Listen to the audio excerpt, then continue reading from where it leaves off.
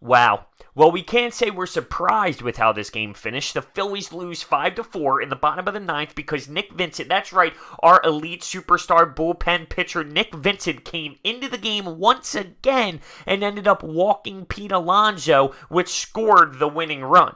But it's not just his fault. There's plenty to go around in this game, and we will get into that. But let me be honest with you real quick. Today was the first day where I sat down, I put the recliner up, I put the blankets on me in my cold-ass basement to watch this baseball game, and I didn't care what happened. This is the first time. Now, keep in mind how deep we are into the season, how late it truly is. We're in the first week of September. It took this long. But yes, I didn't give a damn what happened on the baseball field today. And that just shows me I'm out. I'm out. Now, I watched, but I'm not emotionally tied with this baseball club anymore because they don't have enough. My initial reaction watching this game, I could feel it. And it feels weird because I've been so tied down with this game, with this team for so long, for months, but I could feel it. The connection's not there anymore. It's a weird feeling. I don't like it. I want to love my baseball team, but I can't help it. They did this to me. I didn't do this to them. They did this to me with the garbage that they put on display for the last 4 months. But let's talk about this game. And before we do not forget, you get a free $20 using the promo code BROADS at SeatGeek's checkout. There's 3 things today that stood out to me. 1, Gabe Kapler deserves another F. Another F. I'm done with the argument that look at what he has in the bullpen. He has to use these pitchers because he doesn't know how to manage a bullpen. I'm not telling you that they're talented enough to get wins every single night. Because they're not. We all know that we don't have the greatest talent in terms of pitching, from starting pitching to bullpen guys. But he doesn't help the cause either. He doesn't understand how to manage a baseball game. Did you see what happened with Hector Neris? Come on. He had to get Hector Neris up in the 8th inning. He didn't get him up in time. Then you had the umpire go to the bullpen to yank him out of the bullpen. Gabe Kapler does this stupid little soft trot out to the mound. Then he looks back to the dugout, pretends there's something being said in the dugout, and starts walking back towards the dugout, and then goes, oh wait, turns back around and walks towards the mound. It was a sick joke. I mean, the guy doesn't even know when to get his bullpen guys up to start warming up, and this isn't the first time it happened in his tenure so far here in Philadelphia, so that was trash out of him. Then you put in Nick Vincent to try and close the ball game out. That's a terrible decision. It's horrible, and his excuse after the game was, well, McNeil never really saw him before. Who cares? He's not good enough, so who cares if he's never seen him before? McNeil ends up getting rocked with a pitch in an 0-2 count, and that's right before Pete Alonso got walked to lose the baseball game. Gabe Kapler, awful. Another awful night. You know, he pulls Zach Eflin after 5. He only had 86 pitches. The reason why we have to keep going so deep into this damn bullpen is because he never allows our starting pitching to go deeper. Now, I know Zach Eflin isn't, Nolan Ryan at times, but you're relying on, with Vincent coming into the game. Like, you're relying on Vincent. Would you rather rely on Eflin to go one more inning and that might not force you to go with Vincent?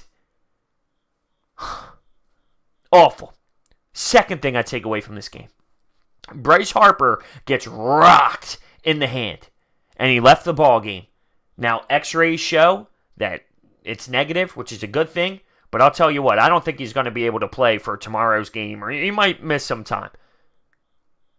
I listened to him post-game. He actually had a Vegas Golden Knights hat on backwards. I'm thinking, are we going to have the harsh Philadelphia fans say, where's the Flyers hat? I'm sure that there are some out there. But he was saying, listen, if I can't grip the bat, I'm not going to be out there. I know we're in a big stretch, but if I can't grip the bat, I'm not going to be out there.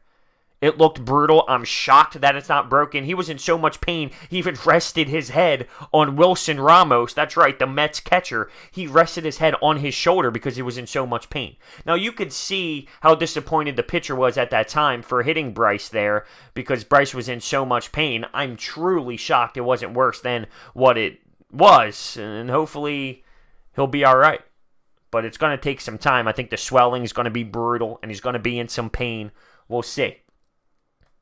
And this is our third straight loss, by the way. Yeah, down a very important stretch. Third straight loss.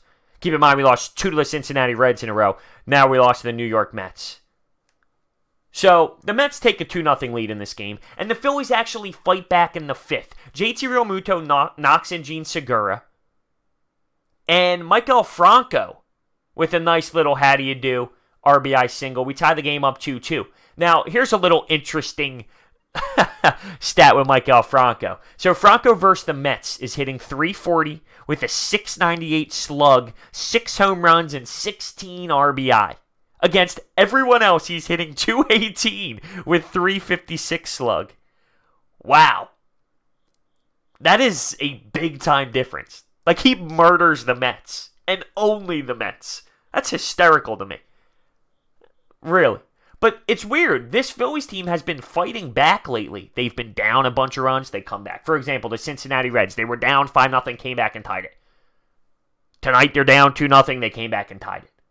Like, the team is fighting to get back in the games. We haven't seen that all season long. This is like a weird 4-game stretch where we've actually put something into it when we were down. Played with some passion, played with some fight when we were down. Maybe it's because they realized their back's against the wall. Well, guess what, guys? It's a little too late. I hate to break the news to you. It's a little too late now.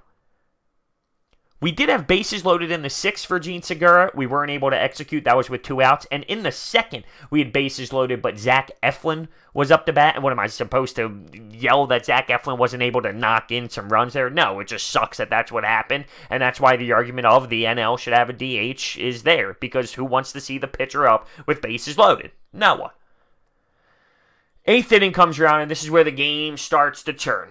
Blake Parker, awful. This is when Hector Neris came into the game, and there was that miscommunication between Gabe and him and the bullpen and him getting warmed up. It was truly embarrassing. I mean, if you know managing, how is that possible? It's unacceptable.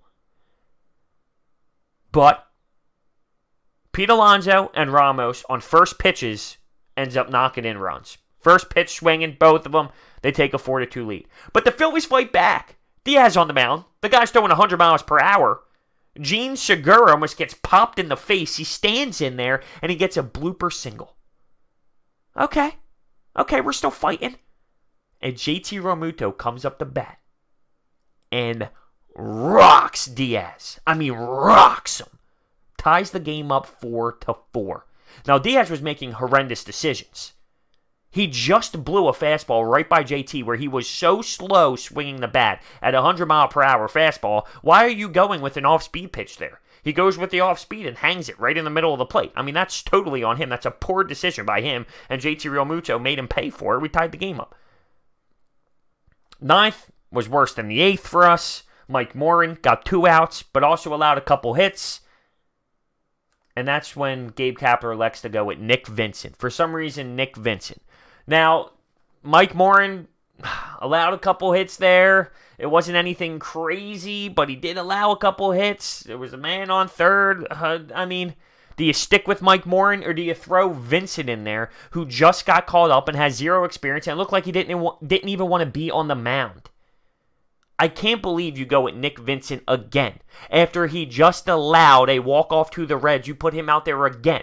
It's not like Hector Neris did this. Now, if Hector Neris blew a save the night before, you put him back out there in a situation to save a game because he's your closer and that's what you do. You show confidence in him. But Hector Neris is our closer. That's his role. This Nick Vincent fella that you just called up who isn't any good, I don't care if you don't show trust in him.